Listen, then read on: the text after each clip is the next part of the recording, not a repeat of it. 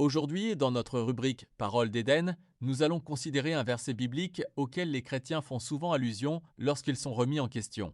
Il s'agit de Matthieu 5, verset 10. Heureux ceux qui sont persécutés pour la justice, car le royaume des cieux est à eux.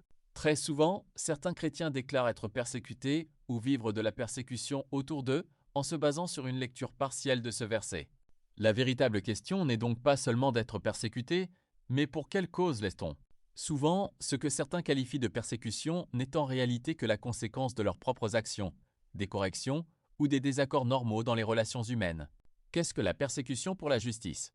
Dans le sens biblique, être persécuté pour la justice signifie être rejeté, maltraité ou incompris à cause de sa fidélité à Dieu, de son attachement à la vérité et de sa volonté de vivre selon les principes divins, même lorsque cela va à l'encontre des normes injustes ou des pressions du monde.